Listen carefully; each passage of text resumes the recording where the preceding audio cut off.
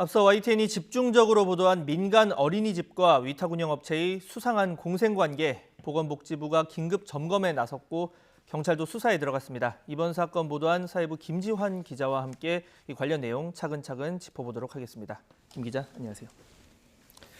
자, 일주일 동안 이 다양한 의혹을 보도했는데 못 본 시청자분들도 있었을 겁니다. 일단 사건 내용부터 간략하게 정리해 볼까요? 네, 과거 어린이집이나 유치원에서 보육료를 빼돌려서 문제가 됐던 적이 참 많았었는데요. 네. 대표적으로는 지난 2018년 사립유치원 비리가 아마 대표적이라고 할 수 있을 것 같습니다. 당시에 굉장히 논란이 됐기 때문에 이런 이제 관행은 사라지지 않았나 이렇게 생각하신 분들이 많으실 텐데요. 하지만 반대로 이런 리베이트 관행을 아예 수익 모델로 삼은 위탁 운영 업체가 등장을 한 겁니다.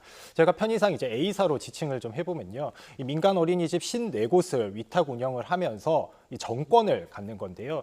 이 원장들에게는 특정 교재 교구나 프로그램, 이제 급식업체와 계약을 맺게 만듭니다. 그 이후에 어린이집이 비용을 결제를 하면 이 해당 교육업체나 급식업체들은 다시 금액의 일부를 A사에 돌려주는 건데요. 이 전형적인 리베이트 수법이라고 할 수 있습니다. 더 큰 문제는 이 과정에서 국가 보조금인 어린이집 임차료까지 빼돌리기 위해서 이 전월세 이면 계약을 맺었다는 의혹까지 나오고 있고요. 특히나 더 많은 보육료를 빼돌리는, 특히 더 많은 리베이트를 하는 원장들에게는 성과급까지 지급해온 것으로 드러났습니다. 그리고 좀 정리를 해보면 교재를 사거나 아니면 급식업체에 계약을 맺는데 그 돈을 일부 돌려받았다. 그런데 이게 문제가 그냥 일반 사기업이 아니라 정부 보조금을 받는 이제 어린이집이기 때문에 문제가 되는 건데, 자, 이런 걸 뭐 수익 모델로 삼았다는 것 자체가 좀 이해할 수 없는데 처음 취재는 어떻게 시작된 겁니까? 네, 처음에는 이제 민간 어린이집을 대상으로 이 리베이트를 통해서 거대한 수익을 챙기는 어린이집 업체가 있다, 위탁 운영 업체가 있다, 이런 첩보를 저희가 입수를 한 건데요.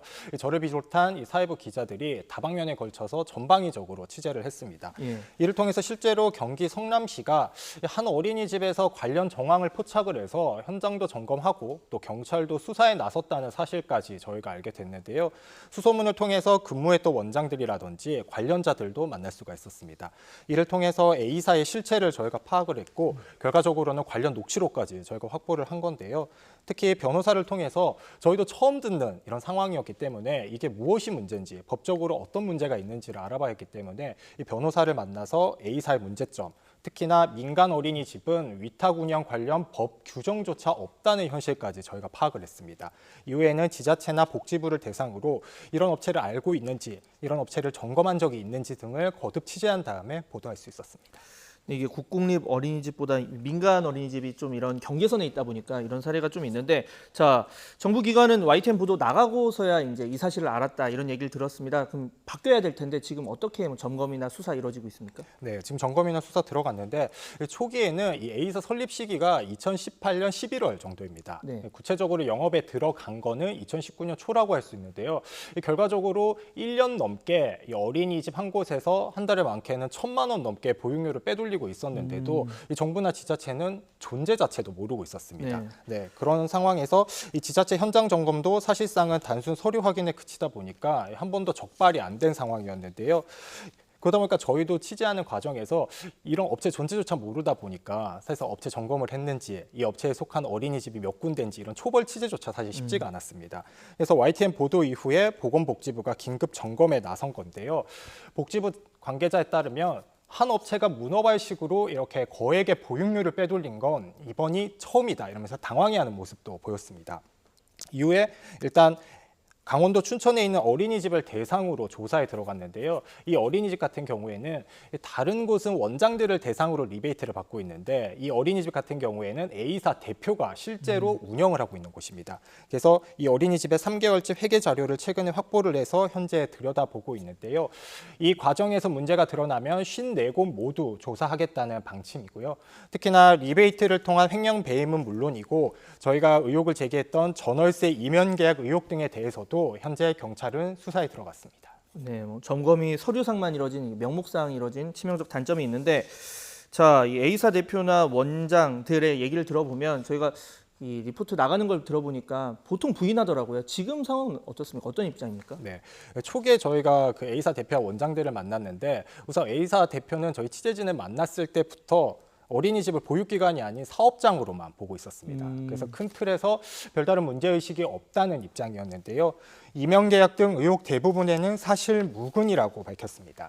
특히나 원장들도 아예 A사를 모른다는 식으로 펄쩍 뛰었는데 우선 당시 상황 한번 들어보시겠습니다. 지금 무슨 말인지 저희는 지금 개인이 운영하는 어린이집이고요. 누구 교체 이런 거는 하는데 위탁이라는 거 자체가 조금 의아스러워요. 네, 처음에는 이렇게 대응을 했는데 말씀 주신 것처럼 관련 의혹 보도도 나갔고 본인들 녹취까지 공개가 됐습니다. 사실 리베이트를 많이 줬네, 덜 줬네 이런 녹취도 있었고 이렇게 따지면 대한민국에 뭐 제대로 된 어린이집이 어딨냐 이렇게 얘기하는 녹취록까지 나갔는데도 여전히 태도가 달라진 게 전혀 없습니다. 현재 A사 차원에서 원장들에게 대응 방법 등을 알려주면서 이 사태가 좀 잠잠해지기만을 기다리고 있는 것처럼 보입니다. 네, 지금 뭐 정부나 경찰이 의지를 가지고 있는 만큼 수사의 속도가 날 것으로 보이는데 근본적으로 좀 법망을 손봐야겠다 이렇게 틈새로 계속 뭐 탈법 행위를 하는 걸 좀 막아야겠다는 생각도 듭니다. 어떤 부분 보완을 해야 할까요? 네, 그래서 저희가 생각했을 때 가장 큰 문제는 저희가 이렇게 보도를 하고 사실상 의혹을 제기를 해도 현행법상 어린이집 사냥꾼이 난립해도 막을 도리가 없다는 점입니다. 이 법망이 허술하기 때문인데요. 국공립 어린이집 같은 경우에는 이 사회복지법인이라든지 비영리법인이 위탁 운영할 수 있다고는 되어 있습니다. 하지만 민간 어린이집은 이 여부를 규정하는 조항조차 없는 상황인데요. 그래서 영리법인은 민간 어린이집을 위탁 운영할 수 없다는 조항이 좀 필요한 상황이라고 할 수 있습니다. 특히나 다른 법들도 좀 참고할 필요가 있어 보이는데요. 이 어린이집의 리베이트 관행은 예전부터 있어 왔기 때문에 다른 법을 참고해서 신설을 할 필요가 있어 보이는데 현재 의료법에는 의료인이 2 이상 의료기관을 개설하거나 운영할 수 없도록 하고 있습니다. 그래서 어린이집도 참고를 해서 관련 법을 적용할 필요가 있어 보이는데요. 특히 어린이집 같은 경우에는 일반적으로 국가 보조금과 부모 경비를 한 통장에 넣고 쓰고 있습니다. 그래서 국가 보조금이 어디로 흘러가는지 알기가 좀 힘든 점이 있고 그렇다 보니 이 회계를 불투명하게 운영할 가능성도 많은 상황인데요. 이 통장을 좀 구분하도록 강제를 해서 국가 보조금을 딴 곳에 쓰지 못하도록 철저히 관리해야 한다는 지적도 나오고 있습니다. 네, 제대로 된 조사와 처벌 그리고 이제 국회가 할 일, 법을 만드는 것까지 두루두루 짚어봤습니다. 지금까지 사회부 김지환 기자와 함께했습니다. 수고하셨습니다.